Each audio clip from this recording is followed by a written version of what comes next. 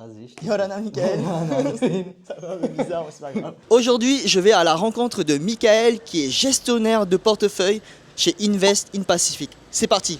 Alors, Yorana, moi, c'est Lee Sing-Lao Michael. J'ai 24 ans.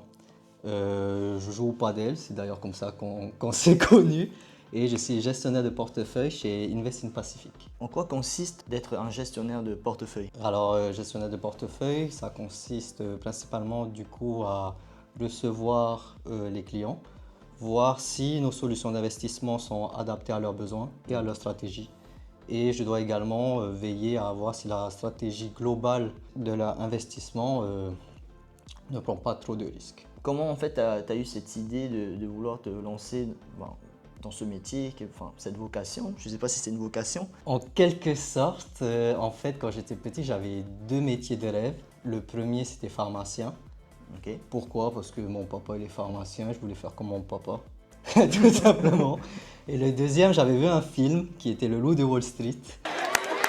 Et je m'étais dit, ben voilà, j'aimerais bien travailler dans la finance. Voilà. C'est de là que, après ça, j'ai commencé à me renseigner sur les différents métiers de la finance. Quelles études il faut faire pour en fait exercer ce métier? Alors, il y a plusieurs parcours possibles. Moi, personnellement, mon parcours, d'abord, j'ai fait un baccalauréat en gestion finance, Ok. là, au lycée Paul Gauguin. Ensuite, j'ai enchaîné sur une école de commerce, celle de Tahiti, à la CCISM. Ok. Le CT? Oui, le CT, c'est ça. Et ensuite, j'ai enchaîné avec deux MBA, donc en fait, j'ai deux masters. Le premier, c'était en marketing et communication, et le deuxième, c'est en finance de marché.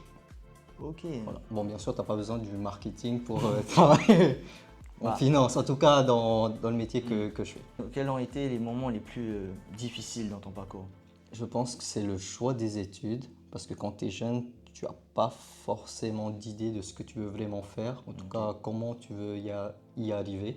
Et bien sûr, si c'est les examens, je pense que les examens, c'est toujours pas un moment fun pour les gens. C'est vrai, Voilà. je confirme. Est-ce que tu pourrais me dire, je sais pas, les compétences ou les qualités essentielles pour ton métier? Mais déjà, c'est la patience. Voilà. Il ne faut pas forcément se précipiter, il faut vraiment prendre le temps de faire les choses, voilà, d'écouter les investisseurs, d'écouter les porteurs de projets. Et bien sûr, il faut être assez rigoureux, de toute façon, dans la plupart des métiers dans la finance, que ce soit comptabilité, audit, etc. Voilà, il faut vraiment être rigoureux et minutieux.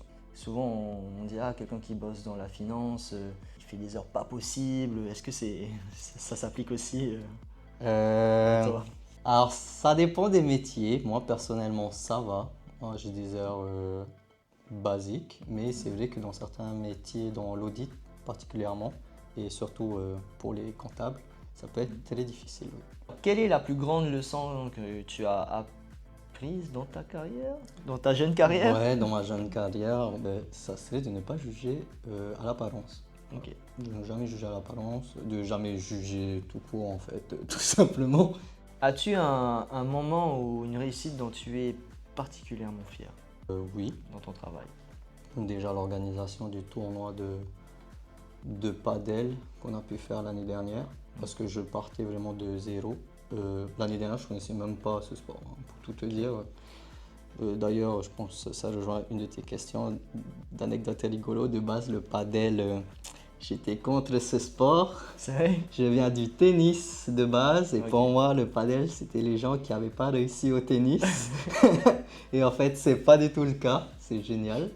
Donc, il y a ce tournoi-là, mais également à chaque sortie de projet qu'on arrive à justement boucler les projets des fois en moins d'1 heure. Donc, on parle de millions levés en moins d'1 heure. Si tu pouvais parler à ton toi adolescent, que lui dirais-tu? J'ai préparé cette question et je pense que je cible aussi un ami commun. Arrête de jouer à League of Legends et aux jeux vidéo. Diminue. C'est ça. Diminue. Voilà. Je dirais ça et bosse plus ou sort ou fais plus de sport, mais arrête de jouer à League of Legends. De toute façon, je pense que la personne que j'ai ciblée va se reconnaître quand il va voir la vidéo. On te mentionnera pas là, tu vas te reconnaître. Que souhaiterais-tu transmettre aux jeunes qui ne savent pas quoi faire plus tard? Un message vraiment Vraiment, là, tu peux parler face caméra. C'est pour vous, les jeunes, là. Je dirais quand même de se renseigner. Maintenant, on a Internet, donc on a accès à tout. Et ça sert à rien d'avoir peur, tout simplement parce que la peur, en fait, ça vient de l'ignorance. Voilà. Donc quand on connaît, on se lance, tout simplement. Voilà. Sans préparer cette question en plus. Hey, franchement, parole d'un sage, hein, trop fort. Merci, hein, C'est Mickaël. good. Bon, on C'est se good. retrouve au padel, du coup. Voilà. Thank you. Ciao.